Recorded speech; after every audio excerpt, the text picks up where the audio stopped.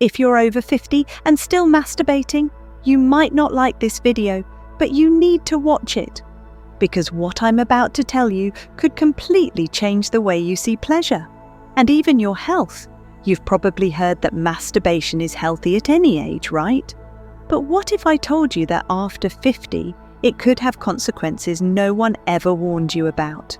Issues that go far beyond what you might expect, affecting not only your body, but also your emotions and relationships.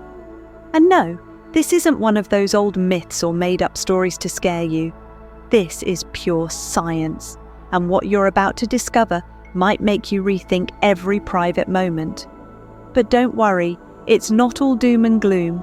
Masturbation still has incredible benefits if done the right way. The real question is, are you doing it in a healthy way, or are you unknowingly sabotaging yourself? Stick with me until the end, because today we're diving into the secrets no one talks about when it comes to masturbation in old age, the benefits, the risks, and the hidden dangers. And before we get started, hit that like button, share this video with someone who needs to hear this, and subscribe to the channel. Oh, and tell me in the comments, do you think there's an age when pleasure should come to an end? Alright, let's get real. Let's talk about what really matters, the benefits that masturbation can bring to your body and mind as you age. Because yes, pleasure goes way beyond the moment, it actually impacts your health. Have you ever noticed how relaxed you feel after an orgasm? That's no coincidence. During climax, your body releases endorphins, those famous feel-good hormones, which help reduce stress, ease pain, and even boost your mood. And there's more. The simple act of self-touch increases blood flow, especially to the genital area, which is key to keeping those tissues healthy as you get older. Here's something else people rarely talk about: how masturbation can actually strengthen your connection with your own body. As we age, it's common to feel disconnected, whether it's because of physical changes or emotional shifts. Regular self-touch helps bridge that gap, promoting a sense of belonging to your own body and helping combat feelings of isolation and low self-esteem. And what about those sleepless nights when your mind just won't shut off? Masturbation can be a powerful ally. The post-orgasm relaxation puts your body into a deep state of calm, making it easier to fall asleep and improving the quality of your rest, something that becomes more valuable as insomnia tends to creep in with age. But perhaps the most underrated benefit is emotional. Masturbating is an act of self-care, a way of telling yourself, I'm still here, I still deserve pleasure. And that, on its own, has a huge impact on your emotional well-being. Of course, like everything in life, there's a balance. And when that balance tips too far, problems can start to show up. Up next, we'll dive into the emotional and psychological aspects of masturbation in older age, and how the line between healthy pleasure and emotional escape can sometimes get blurry. Let's get honest for a second, because this part goes deeper than just the physical. For a lot of people over 50, masturbation isn't always about pure pleasure. Sometimes it's about filling a void. Maybe it's loneliness, maybe it's stress, or maybe it's that nagging feeling of disconnection that can come with getting older. And while there's nothing wrong with using self-pleasure to unwind, it can get tricky when it becomes more about emotional escape than actual enjoyment. Here's how it happens. Picture this. You're alone, feeling a bit down or bored, so you turn to self-pleasure for that quick hit of relief. And it works. For a moment, you feel relaxed, maybe even happy, but then, not long after, that same emptiness creeps back in. So what do? You repeat the cycle again and again until it starts feeling less like a choice and more like a habit. This is where masturbation can shift from being a healthy release to an emotional crutch. It stops being about connecting with your body and starts becoming a way to avoid tough feelings, loneliness, anxiety, or even sadness. And over time, that emotional dependence can lead to a sense of isolation, making you feel even more disconnected from the world around you. But here's the good news. Recognizing this pattern is the first step to breaking it. The goal isn't to stop masturbating, far from it. It's about being mindful of why you're doing it. Is it for genuine pleasure and self-care, or is it to fill an emotional gap? In the next part, we're going to talk about what happens when things go too far, the physical and mental risks of excessive masturbation, and how it can start to affect your daily life without you even realizing it. Let's face a hard truth that most people don't like to admit. There is a healthy limit, and when you cross it, the consequences show up. Excessive masturbation isn't just an emotional issue, like we talked about earlier. It can also take a real toll on your body. Ever felt that hypersensitivity or even a slight discomfort after masturbating multiple times in a short period? That's your body waving a red flag. When you overwork the same muscles and tissues repeatedly, your body responds with clear signals of being overused, and ignoring those signs can lead to inflammation, soreness, and even small injuries. But it doesn't stop there. The real trouble starts in your brain's reward system. Every orgasm floods your brain with dopamine, the feel-good hormone. But when it becomes routine, your brain starts building up a tolerance, needing more and stronger stimuli to feel the same level of pleasure. This is called desensitization, and the result? What used to bring satisfaction now feels empty. The pleasure fades and the cycle repeats, only this time without the same reward. It gets sneakier too. Excessive masturbation can quietly creep into your daily life, feeling tired all the time, struggling to stay motivated for even the simplest tasks, choosing to stay home instead of seeing friends. These are subtle but dangerous side effects. Your body burns energy, but emotionally, you're left running on empty, stuck in a loop of fatigue and frustration. And here's one of the biggest dangers, the sedentary lifestyle that often follows. The more time you spend in this cycle, the less desire you have to get up, move around, or even leave the house. And we all know where that leads: higher blood pressure, weight gain, increased risk of diabetes, and the list goes on. Masturbation should be an act of self-care and pleasure, but when it turns into a constant, exaggerated escape, it becomes a silent enemy. But hold on, we're not done yet. Now that you understand the risks, it's time to dive into something even more delicate. How excessive masturbation can deeply affect your relationships and emotional health, sometimes in ways you don't even realize. Now that you understand the physical and psychological risks, let's talk about something even more personal. How excessive masturbation can impact your relationships and emotional well-being in ways that often go unnoticed. In a long-term relationship, intimacy goes way beyond physical touch. It's about connection, energy exchange, and those moments where you and your partner align, not just physically, but emotionally. But when masturbation starts to replace those shared moments, something subtle and dangerous happens: emotional distance. You know that feeling of being together, but still feeling alone? That can creep in when solo pleasure starts taking up space that used to be reserved for the two of you. Slowly, intimate conversations fade. Shared touch becomes rare, and that emotional bond starts to weaken. And the scariest part? It often happens without anyone noticing, until it's too late. But it's not just about the relationship. For people raised in more conservative environments where sex is seen as taboo, excessive masturbation can trigger deep feelings of guilt and shame. Thoughts like, "I shouldn't be doing this," or "There's something wrong with me," starts swirling around. These internal conflicts can create an emotional roller coaster, leading to anxiety, low self-esteem, and even depression. And here's the vicious cycle. That guilt and shame, they often push people to seek comfort again in the very thing causing the issue, masturbation. It becomes a loop that's hard to break. You feel bad, so you seek relief, but that just feeds the guilt even more. But here's something important. Masturbation itself isn't the villain. The problem lies in the imbalance.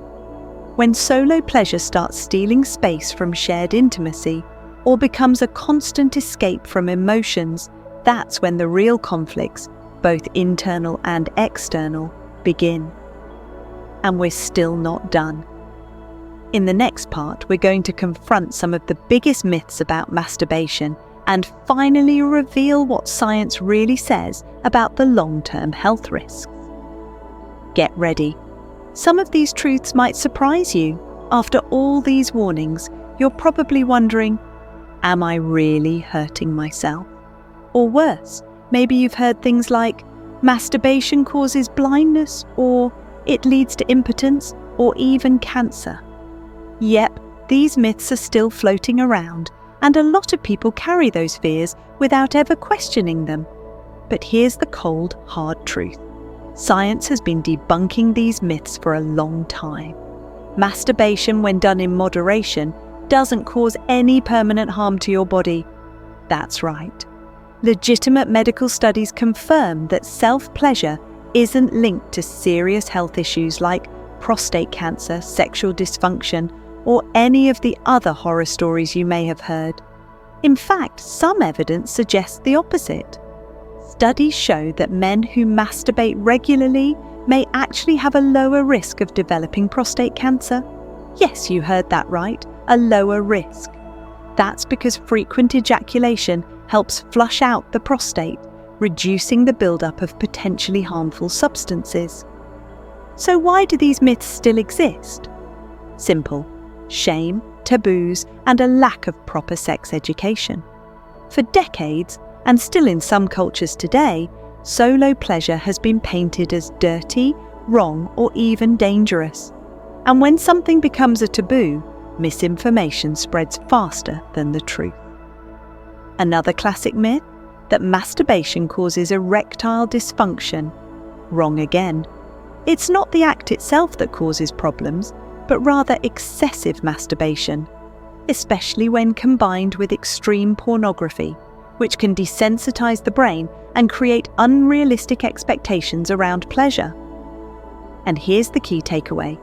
The problem has never been masturbation itself. It's how you practice it. Balance is everything.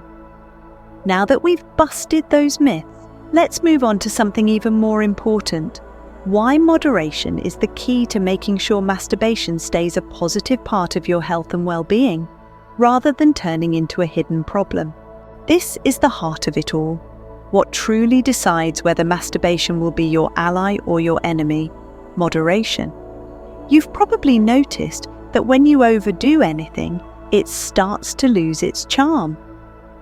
The same goes for pleasure. Masturbation, when done in balance, can be a powerful tool for both physical and emotional well-being. But when it becomes too frequent, something subtle and dangerous starts to happen. Your body and mind go into overdrive and eventually exhaustion. Overdoing it can lead to real physical fatigue. Every orgasm takes energy, and when it becomes a routine, you might start feeling constantly tired, low on energy, and even a bit irritable. But the sneakiest effect? It hits your libido. Yep, that spark of desire can begin to fade because of overstimulation. Here's why. When your brain gets bombarded with dopamine every time you climax, it starts to adjust, needing more and stronger stimulation just to feel the same pleasure. This creates a kind of resistance. Eventually, things that used to excite you might not have the same effect. Pleasure becomes mechanical, routine. and in some cases even boring. But it doesn't stop there. Lack of moderation can spill over into other parts of your life. Romantic relationships may cool off, hobbies might lose their appeal, and even your productivity at work or home could take a hit. That's because your brain starts to crave the easiest, fastest route to pleasure, leaving less room for activities that require patience or effort. Here's the good news. Moderation doesn't mean cutting it out completely. Far from it. It's about finding a healthy balance where masturbation supports your well-being rather than replacing real emotions or connections. And yes, it's totally possible to get that balance back. Small changes, like limiting how often you do it, or finding new ways to experience pleasure, whether through exercise, hobbies, or even meditation, can make a world of difference. But before we dive into practical solutions, there's one more essential piece of the puzzle: understanding what's really driving your desires. In the next section, we'll explore how emotional awareness and self-reflection can help you take control and turn masturbation into a truly healthy and enriching part of your life. Now that you understand the importance of moderation, it's time to take an even deeper step, to look inward. Because often, excessive masturbation isn't just about physical desire. It hides emotions you might not even realize are there. Take a second and ask yourself, why am I doing this right now? Is it really for pleasure? Or am I trying to escape boredom, loneliness, or anxiety? This is where emotional awareness comes into play.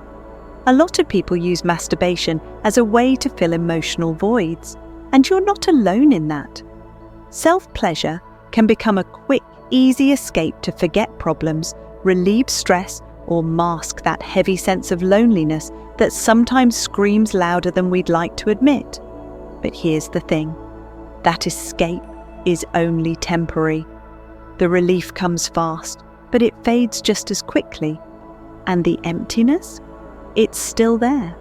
This is where self-reflection steps in. When you start to understand why you're reaching for that quick fix, it becomes much easier to take back control. It's not about eliminating pleasure, far from it. It's about finding a healthy balance between your body and your mind. One great way to do this is by diversifying your sources of well-being. Instead of always turning to physical pleasure, why not invest in activities that bring emotional satisfaction too? Take a walk outside, reconnect with old hobbies, try meditating, or even start a new project. All these things can help fill that internal space we often try to cover up with quick, temporary fixes. And don't underestimate the power of human connection. Joining social activities, talking to friends or family, or even participating in community groups can help ease feelings of isolation and give you a sense of belonging that solo pleasure simply can't provide. The goal here isn't to cut out pleasure, but to reconnect with it in a more mindful and healthy way. When you understand your emotional triggers, masturbation stops being an escape and becomes what it was always meant to be, an act of self-care and well-being. And now that you know how to reconnect with yourself, it's time to wrap things up with one final thought about the true role of pleasure in our lives and how to nurture it in a healthy way, no matter how many candles are on your birthday cake. If you've made it this far, you've probably realized that masturbation after 50 isn't just about physical pleasure.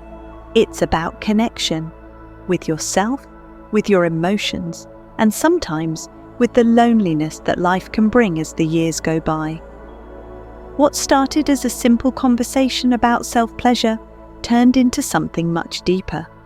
We explored the physical benefits, the risks of overdoing it, the emotional impacts, and how the search for pleasure can often be a reflection of what's going on inside us.